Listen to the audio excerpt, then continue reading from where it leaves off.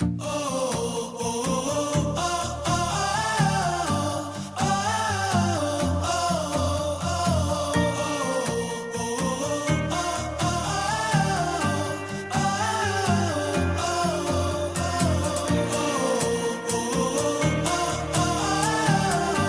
mga Marsen! Na-miss niyo ba ako? So for today's video, isi-share ko sa inyo kung paano makapunta sa magandang lugar na nakita nyo sa intro. So tara, mag-gala muna tayo! 4 AM nga pala ang take-off namin mula dito sa Pampanga. Dito na nga kami nag-sleep over para sabay-sabay na nga kaming magbiyahe. Una nga kami dito nag-stop over sa may Tarlac para mag-jingle bells. Oh, hindi kami mga ngaroling ha. We break yun. At syempre, binusog na rin namin ito si Adobo. Mahirap na kapag ito ang ginutom, baka hindi kami makarating sa pupuntahan namin. At habang bumiyahe nga kami, ito si Haring Araw, palabas na. Binibidyohan ko nga kahit hirap na ang Marsen nyo. Saang lupalop nga ba kami ng Pilipinas pupunta at dala-dala namin ang buong bahay? Oh, hindi nyo nakita, may dala pa kaming refrigerator, nandun sa loob ng box nakatupi, charot. Alas 7 nga ng umaga nang makarating kami dito sa probinsya ng Benguet. O may idea na siguro kayo kung saan kami pupunta. Swerte na nga lang din kami dahil bukas na ang Cannon Road at pwede ng daanan. Ilang taon nga rin daw tong sarado mula yata nung pandemic if hindi ako nagkakamali. Mas mabilis nga daw ang daan dito kapag aakyat ka ng Baguio kesa iikot dun sa may Marcos Highway. May ilang part nga lang ng ibang kalsada na inaayos pa pero pwede na siyang daanan. Nasa bungad pa nga lang kami ng Benguet is ramdam na ramdam mo na yung lamig. At first time nga lang din ng Marsen na makakarating ng Baguio. Last year pa nga kami nagplano ni Jowa na umakyat ng Baguio pero hindi matuloy-tuloy. Buti na nga lang at nakulayan na this year. Una nga naming nadaanan nitong Lion's Head na isa sa mga tourist spot dito sa Baguio. Syempre huminto muna kami para makapag-picture. At syempre hindi ko palalagpasin matikman itong strawberry tahong natatapon. At i-taste test na nga natin yan. Aba, totoo ang chismis mga Marsen, masarap nga. Of course, hindi rin namin palalagpasin makipag-selfie sa famous dog dito sa Baguio. Na mukhang inaantok pa ay nakatabi pa ang Marsen nyo, akalay kama. At mukhang na-enjoy nga niya talaga ang pag-unan sa hita ko. Napakabait din ng aso na to. Bali 50 pesos nga pala ang bayad kapag magpapapicture ka kay doggy. Only shots naman na yun. Hanggang sa magsawa ka at itong si Mama Nancy nga rin nagpapicture kay doggy. Pero mukhang talaga inaantok na siya at talaga napasandal na kay Mama. Iidlip nga lang daw siya sandali. Charot. After nga namin sa Lion's Head is dumiretso kami dito sa tropa ng bayaw ni Jowa para nga makapagpahinga na kaunti at makakain na rin dahil itong ang driver ko mukhang natutulala na sa gutom.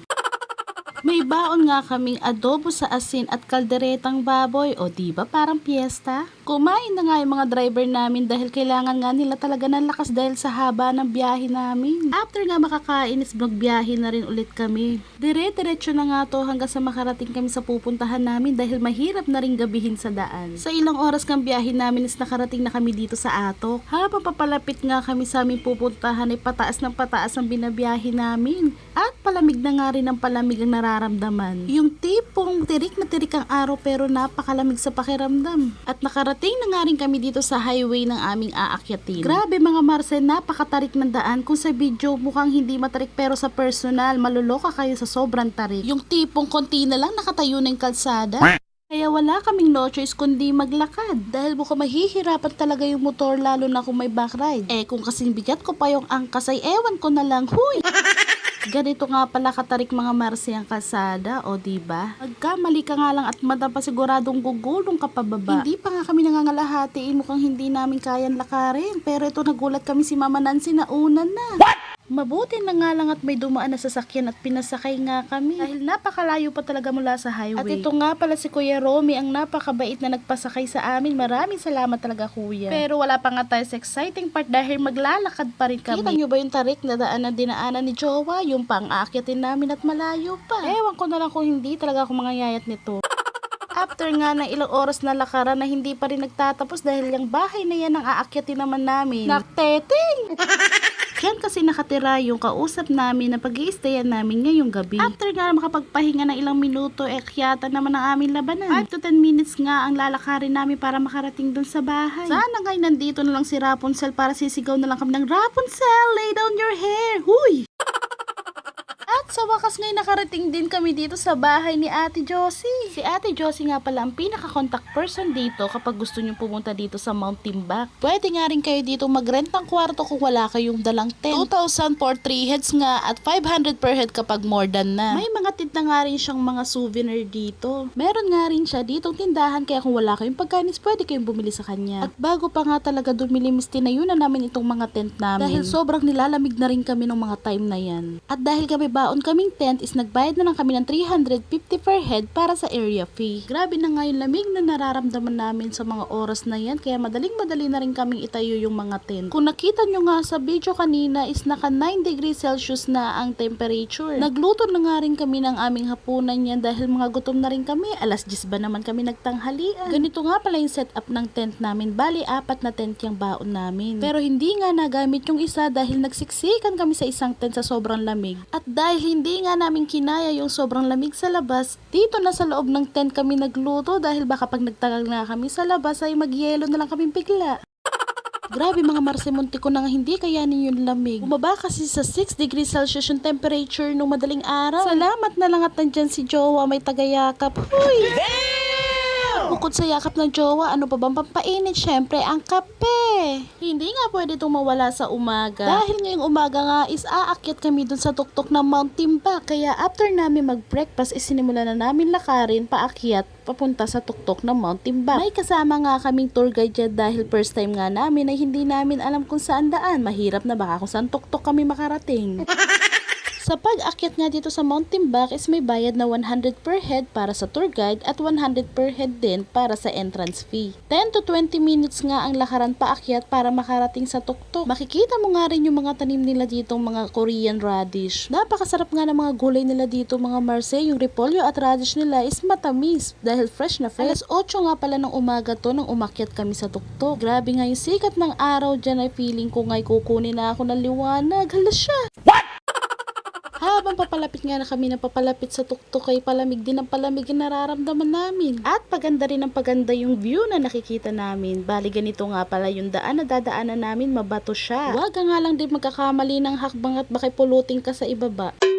Sa ilang minuto ng paglalakad namin is nakita ko na yung signboard na to summit. Nakteteng signboard pa lang yan. Hindi ko alam kung ilang minuto pa talaga at malapit na rin ako sumuko sa paglalakad. Hindi ka pwedeng sumuko girl at baka maiwan ka. Kung itatanong nyo kung may tubig at ilaw dito mga Marse, yes meron at malakas din ang signal dito. Grabe na nga yung hingal ko sa mga oras na yan dahil kung anong haba nga na nilakad namin ay isa ring haba ng vlog na to. Uy, naisingit pa yun. Kaya tapusin mo nga kung gusto mo makita ang ganda ng Pilipinas. Huy! Alam nyo ba mga Marse na wala sa plano itong biyahe namin na to? Bigla na nga lang din kami nagkayayaan sa lugar na to. Kasama ko nga pala yung mga in-laws ko. Si Jowa kasi nakaisip na pumunta kami dito dahil nga napapanood niya sa mga vlog. Abay di naman kami na-inform na maaga pala kami magpepenitensya sa lakarin. Kaya kung may balak kayong pumunta dito sa may Mount Timbak is magbaon kayo ng maraming lakas ng tuhod. Dahil nga sa mga akyatin at lakarin. Grabe na nga yung pagod ko dito at hingal kabayo na ako. Parang gusto ko na nga lang gumapang paakyat.